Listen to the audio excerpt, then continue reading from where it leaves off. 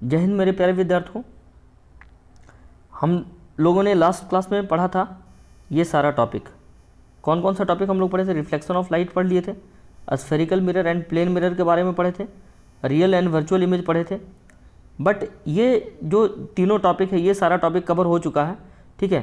तो हम लोग चल रहे थे लेक्चर 00 पे, ठीक है। ये लेक्चर 00 पे हम लोग लास्ट में थे, तो 00 का पार्ट 1 ही कवर हुआ आपका। आज मैं आपको पार्ट बी इसका दे रहा हूँ, आज आपका ये पूरा फिनिश हो जाएगा, ठीक है।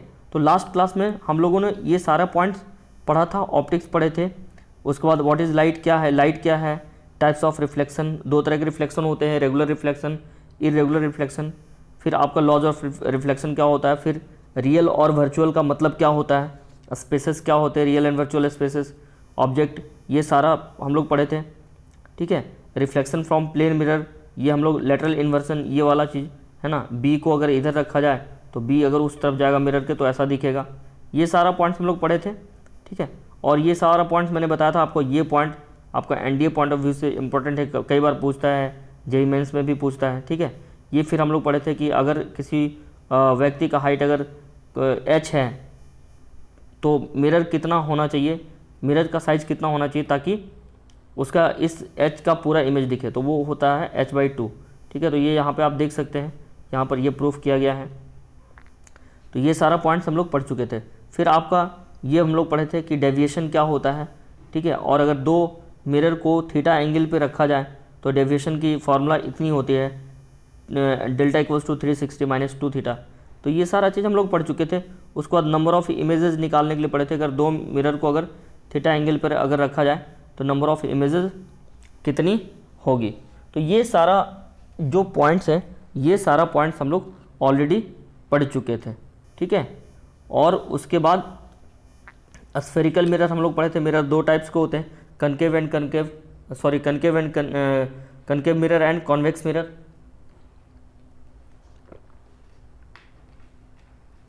तो ये सारा पॉइंट्स हम लोग अच्छे से कवर कर चुके थे।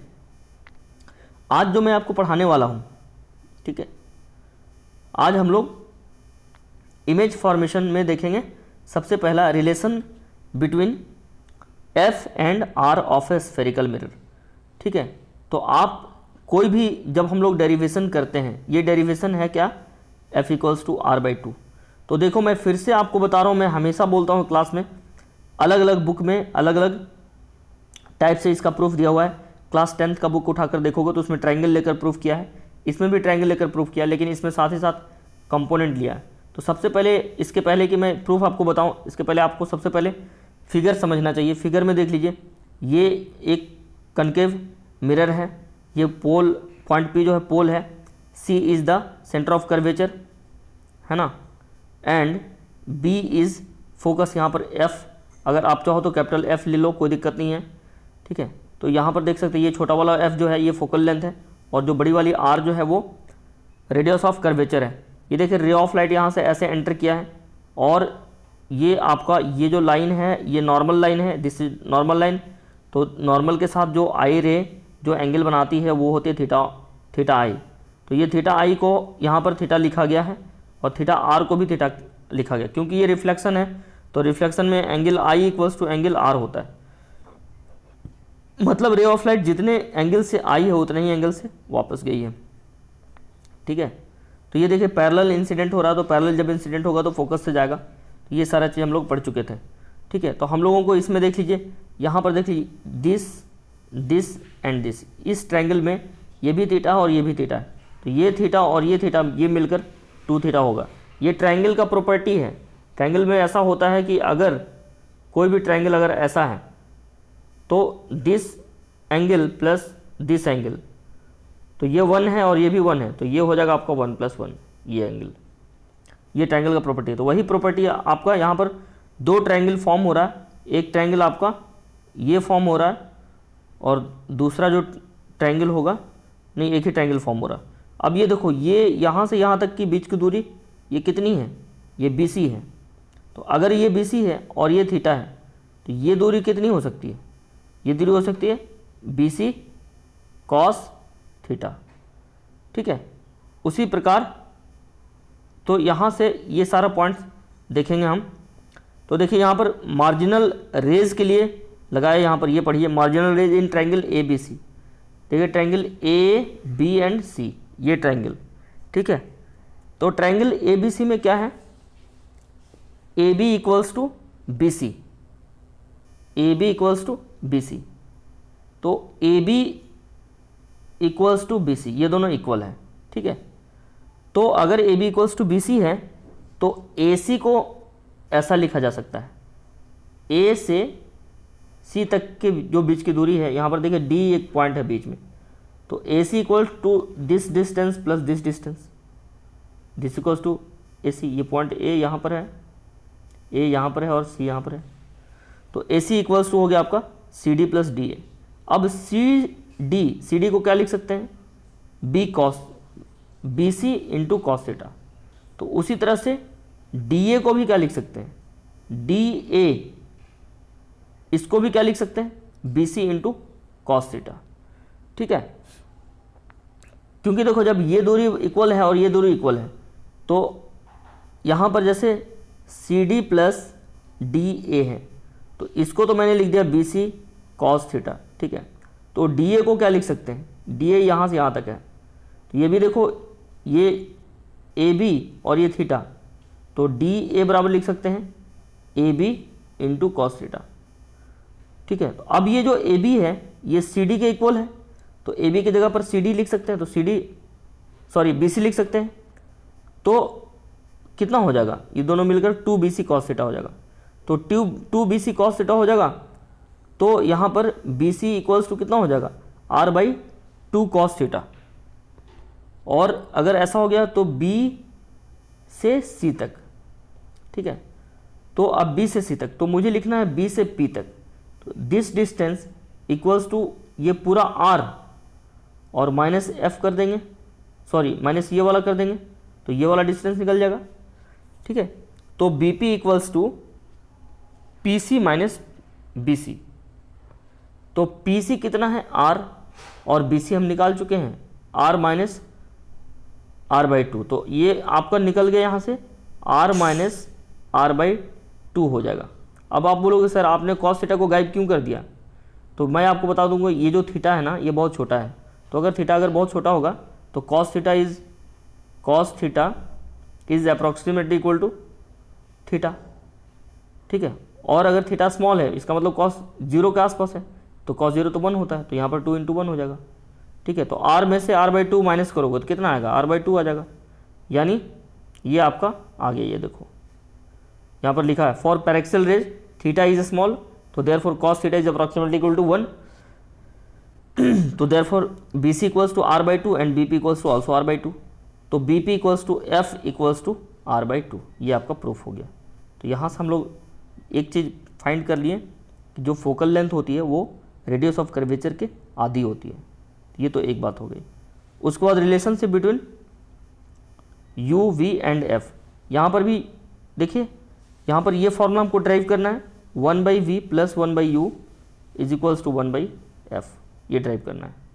तो ये डेरिवेशन कैसे करेंगे यहाँ पर भी देख लीजिए, पहले फिगर को समझेंगे।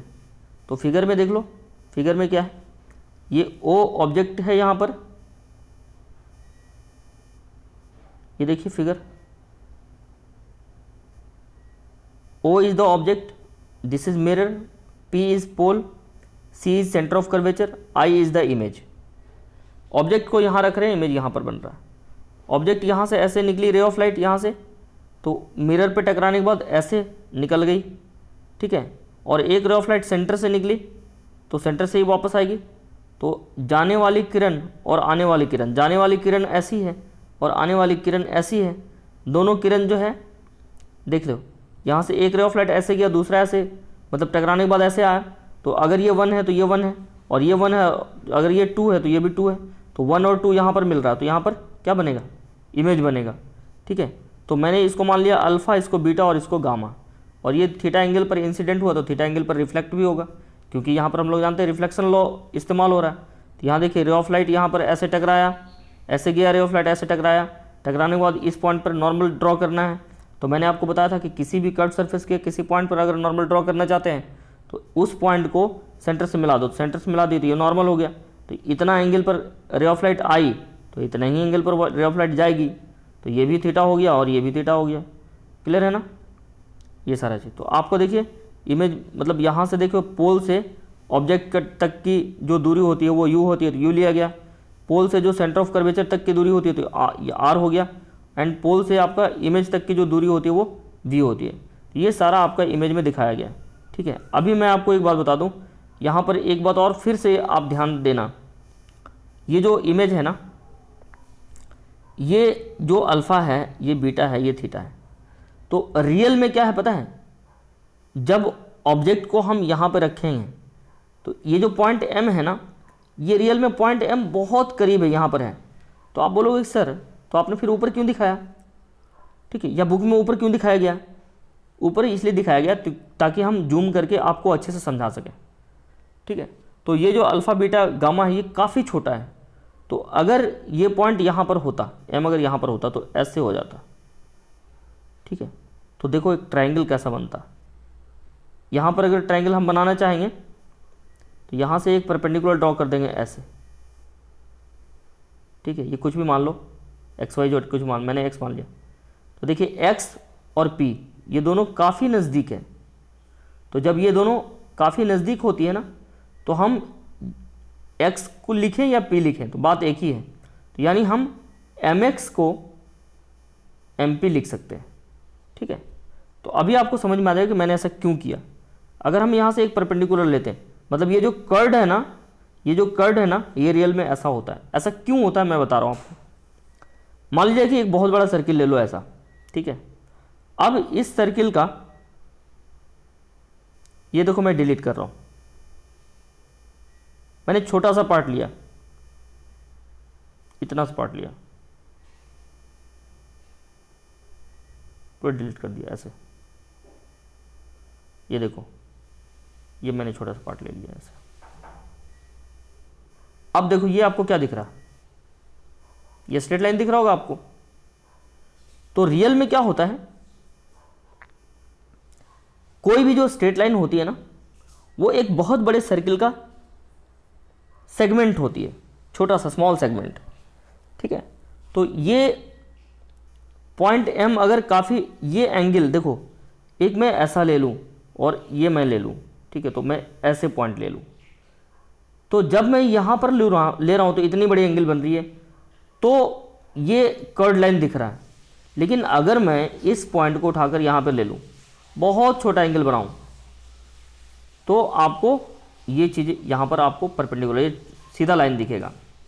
ठीक है, तो इसका अभी इस्तेमाल होने वाला है तो आगे चलकर, तो इसलिए मैं आपको ये चीज़ अच्छे से एक्सप्लेन किया हूँ। अब हम आते हैं प्रूफ पे डायरेक्ट। यहाँ पर देखिए, यहाँ पर जो अल्फ़ा लिखा है ये रियल में क्या है, tan अल्फ़ा है। तो ट्रायंगल मेरा अगर ऐसा होता, अगर हम इसको x मानते, तो x मानते तो ये क्या होता है, ये परपेंडिकुलर हो जाता और ये बेस हो जाता और ये हो जाता हाइपोटेनियस। तो ये देखिए अल्फ़ा है, तो अल्फ़ा बराबर हम क्या लिखते हैं, mx। तो x तो p के काफ़ी नज़दीक है, तो mp बाई mo मतलब u। तो यहाँ पर डायरेक्ट लिख दिया गया है alpha equals to mp by u। देखिए mp and divided by u। उसी तरह से बीटा mp बाई r हो जाएगा और गामा भी mp बाई v हो जाएगा। तो बीटा आपका यहाँ पर है, तो c पर रेडियस ऑफ कर्वेचर है। ठीक है, तो ये सारा पॉइंट हो जाएगा आपका। फिर आपका triangle CMO, CM and O, इस वाले ट्रायंगल में, तो इस वाले ट्रायंगल में अगर ध्यान से देखेंगे ये अल्फ़ा है और यहाँ थीटा है, तो alpha plus theta equals to क्या हो जाएगा, बीटा हो जाएगा। ठीक है, तो जैसे ये हो जाएगा उसी तरह से गामा हो जाएगा, gamma equals to beta plus theta हो जाएगा। किसी ट्रायंगल के दो इंटीरियर एंगल का सम जो है उस ट्रायंगल के एक्सटीरियर एंगल के इक्वल होता है, तो ये हो जाएगा।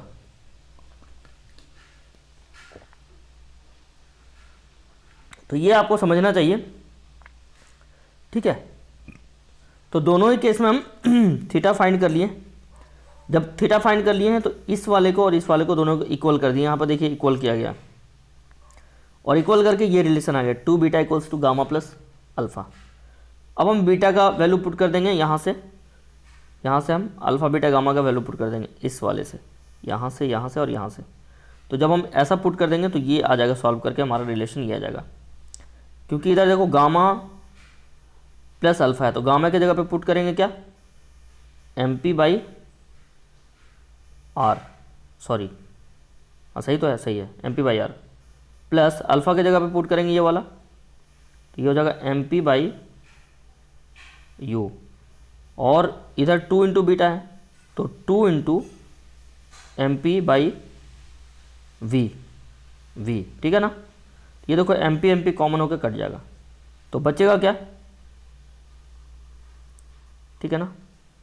ये इधर वाले में मैंने 2 into M P by V बता रहा था, एम पी बाई वी नहीं होगा क्योंकि बीटा है, तो beta M P by R है, तो 2 into M P by R equals to हो जाएगा M P by V and plus M P by U, ऐसा हो जाएगा। तो ये एम पी कॉमन होके कट जाएगा, तो कटने के बाद मेरा क्या बचेगा, 2 by R equals to 1 by V plus 1 by U. तो आर के जगह पर मतलब ऐसा बचा ना 2 बाई आर, तो हम आर को क्या लिख सकते हैं, 2 इंटू एफ लिख सकते हैं, तो 2 कैंसिल हो जाएगा, तो 1 बाई एफ। तो this formula is known as mirror formula, तो ये आपको कर लेना। अब इसमें देखिए साइन कन्वेंशन, रियल ऑब्जेक्ट जो होता है उसके लिए वैल्यू होती है पॉजिटिव और रियल इमेज के लिए वैल्यू होती है नेगेटिव, ठीक है। और वर्चुअल ऑब्जेक्ट के लिए यू पॉजिटिव और वर्चुअल इमेज के लिए यू वी पॉजिटिव, ठीक है। तो ये सारा चीज़ आपका करने का मतलब अगर ऑब्जेक्ट रियल है और तो आपका नेगेटिव होगा यू की वैल्यू, ठीक है। तो ये सारा चीज़ आपका हो गया। अब आप आते हैं मैग्नीफिकेशन पे। तो मैग्नीफिकेशन जो होता है, देखिए मैग्नीफिकेशन जो है ये आपको यहाँ पर पूरे ऑप्टिक्स में कई सारे जगह पे मैग्नीफिकेशन पढ़ना है, तो आप बिल्कुल भी कंफ्यूज मत करना, ठीक है। जैसे देखिए मिरर में अलग मैग्नीफिकेशन होता है, फॉर्मूला जो होता है मैग्नीफिकेशन का मिरर के केस में वो अलग होता है, फिर आपका लेंस में अलग होता है, फिर आपका सिंपल माइक्रोस्कोप का मैग्नीफिकेशन का फॉर्मूला अलग होता है, कंपाउंड माइक्रोस्कोप का अलग होता है, फिर आपका टेलीस्कोप का अलग होता है। तो हर जगह पे आपको मैग्नीफिकेशन का फार्मूला आपको पढ़ना है, तो अलग अलग ये फार्मूला होता है। तो यहाँ पर जो मैग्नीफिकेशन है वो देखिए ट्रांसवर्स मैग्नीफिकेशन कह लो या लेटरल कह लो या लीनियर मैग्नीफिकेशन कर लो, तीनों का मतलब एक ही होता है। और मैग्नीफिकेशन जो होती है वो height of the image by height of the object होता है। यहाँ पर देखो H1 दिख रहा होगा, बट रियल में ये H1 नहीं है, ये HI है ना। यहाँ पर जो दिख रहा ना HI बाई HO है, तो HO मतलब height of the object and HI मतलब height of the image. I for image, O for object, ये है मतलब इसका, ठीक है। तो मैग्नीफिकेशन का जो फाइनल फार्मूला जो है ये आ गया -v/u, और ये भी फार्मूला होता है मैग्नीफिकेशन का, आप ऐसे भी रख सकते हैं f-v बाई एफ, या फिर कह लो f/f-u, ये भी आप लिख सकते हैं। तो अलग अलग जगह पे अलग अलग इस्तेमाल होता है, ठीक है। तो आप इसको अच्छे से नोट कर लो, स्क्रीन को पॉज करें और नोट कर लें अच्छे से। आफ्टर दैट आपका अब देखिए मैग्नीफिकेशन जो होता है, जैसे मैंने बताया आपको लॉन्गिट्यूडनल मैग्नीफिकेशन एक अलग होता है, ठीक है। तो ये आपके सिलेबस में नहीं होगा लॉन्गिट्यूडनल और सुपरफिशियल, ठीक है। अगर ऑब्जेक्ट 1 डायमेंशन होता है, जैसे किसी रॉड को हम इस तरह से रखते हैं यहाँ पे, तो इसका इमेज ऐसा बनता है, तो इसका जो मैग्नीफिकेशन का फॉर्मूला होता है ये ml से रिप्रेजेंट करते हैं, और ये होता है लेंथ ऑफ द इमेज। तो लेंथ ऑफ द इमेज हो गया आपका v2 - v1 और divided by length of the object and this equals to u2 - u1। तो ये सब फॉर्मूला आपको, ठीक है। अगर ऑब्जेक्ट बहुत छोटा हो तो ml जो होगा आपका डिफ्रेंसिएशन के फॉर्म में चला जाएगा, तो ये सारा चीज़ है, ठीक है। अगर डिफ्रेंसिएशन करेंगे तो इस तरह से आ जाएगा आपका, ओके। अगर इस वाले डिफ्रेंसिएशन में किसी को कन्फ्यूज़न होगा तो आप बताना, या फिर आप मैथमेटिक्स में से हेल्प ले सकते हो कि कैसे निकलेगा, ठीक है। आपको मैं बता दूं यहाँ पर थोड़ा सा मैं हिंट दे देता हूँ कैसे, मैं एक करके दिखाता हूँ। 1/v का कैसे आया है -1/ds का, तो देख लो मेरे पास ये है। तो आप इन तीनों में समझ लो कि जो v और u है ये दोनों वेरिएबल है और f जो है वो कांस्टेंट है। f कांस्टेंट क्यों है, क्योंकि मान लीजिए आपने मिरर लिया, तो इस मिरर का जो फोकल लेंथ होगा वो तो कांस्टेंट ही होगा, ठीक है। तो कांस्टेंट का डिफ्रेंसिएशन 0 होता है, तो देखिए राइट हैंड साइड में 0 होगा, तो ये तो आपका 1/f का 0 हो गया ये, ठीक है। अब ये होता है 1/v का, तो आप ज़रा सोचो 1/x का डिफ्रेंसिएशन आप कैसे निकालते हो। मान लीजिए कि मैंने आपको बोला कि find the differentiation of 1/x with respect to time, तो वो आप ऐसे करोगे। तो चलो डायरेक्ट करते हैं, तो 1/v प्लस 1/u, तो हम सबको हम x के रिस्पेक्ट में डिफ्रेंशिएट करते हैं, तो मेरे पास डिफ्रेंशिएशन कैसा हो जाएगा, d of 1/v upon dx plus d of 1/u upon dx and this equals to d of 1/f upon dx। तो इसकी वैल्यू तो 0 आ जाएगी क्योंकि f कांस्टेंट है, और किसी भी कांस्टेंट का डिफ्रेंशिएशन चाहे किसी के रिस्पेक्ट में करो वो 0 होती है। तो अब मुझे इसका देखना है, इन दोनों का, ठीक है। तो यहाँ पर देखिए डिफ्रेंशिएशन ऑफ मेरे पास है 1/v/1/dx, ठीक है। तो यहाँ पर अगर मैं इसको करता हूँ तो ये देखो 1/v को हम क्या लिख सकते हैं, v टू द पावर -1 लिख सकते हैं, और बाई dx लिख सकते हैं। लेकिन अब देखो यहाँ पर आपका v है और यहाँ नीचे x है, तो डिफ्रेंशिएशन तो होगा नहीं। लेकिन अगर यहाँ पर v होता, मतलब अगर ऐसा होता differentiation of v to the power -v और बाई dv, तब आप क्या करते, तब तो आप डायरेक्ट लिख देते, ऐसा लिख देते। ऐसा होता अगर differentiation of v to the power -1 by dv, अगर ऐसा होता तब तो आप डायरेक्ट लिखते सर -1 पहले आ जाएगा और v का पावर -1 हो जाएगा, मतलब पावर 1 से पावर पहले आ जाता, पावर 1 से डिक्रीज होता। तो इसको क्या लिख सकता हूँ, -v टू द पावर -2, तो v टू द पावर -2 मतलब माइनस ऑफ 1/v², ठीक है। तो ये तो आप लिख देते हैं। लेकिन यहाँ पर तो मेरा x था, तो मैंने अगर v लिया है, तो अगर मैंने यहाँ पर v लिया है अपने मन से, तो अगर मैंने यहाँ पर v ले लिया तो एक बार ऐसे कर दो dv/dx, तो ये देखो dv कैंसिल हो जाएगा, तो फिर पहले जैसा रह जाएगा, ये क्लियर है। तो ये आपका 1/-1/v² और साथ में क्या आ जाएगा dv/dx। तो इसका जो डिफ्रेंशिएशन होगा कुछ ऐसा हो जाएगा, minus of dv/v² into, sorry, इसका जो डिफ्रेंशिएशन होगा ऐसा हो जाएगा minus of 1/v² into dv/dx, और फिर प्लस उसी तरह से हो जाएगा minus of 1/u² into du/dx, ठीक है। तो अब ये जो देखो, अब ये जो है ना, ये 1/dx ये कॉमन हो जाएगा, तो कॉमन होके कैसा हो जाएगा 1/dx, ये कॉमन हो जाएगा, अंदर क्या बचा माइनस dv/v² और एंड माइनस du/u², ठीक है, दिस इक्वल्स टू 0। तो अब ये डिफरेंस dx जो है ये इधर जाएगा, क्रॉस मल्टीप्लिकेशन होकर 0 हो जाएगा, तो 0 आ जाएगा, तो फाइनली ये रिजल्ट आएगा। तो यहाँ से हम ऐसा निकाल लिए, ठीक है। तो ये आप देख लेना। उसी तरह से सुपरफिशियल होता है, जब हम लोग एरिया लेते हैं तो सुपरफिशियल होता है। मैं आपको सिर्फ टर्म समझा दे रहा हूँ, बाकी आप खुद देख लेना। जैसे यहाँ पर देखो AOBJ है, AOBG का मतलब एरिया ऑफ द ऑब्जेक्ट, ठीक है। तो यहाँ पर फिगर में क्या है, फिगर में आपका है H0 मतलब H0 मत समझो उसको, HO पढ़ो। HO मतलब height of the object and WO मतलब विड्थ ऑफ द ऑब्जेक्ट। तो अगर हाइट है विड्थ है तो एरिया निकल जाएगा, तो एरिया का होगा लंबाई गुना चौड़ाई होता है, यानी हाइट इंटू विड्थ, ये हो गया आपका एरिया। तो इस तरह से आप ये देख लेना, ठीक है।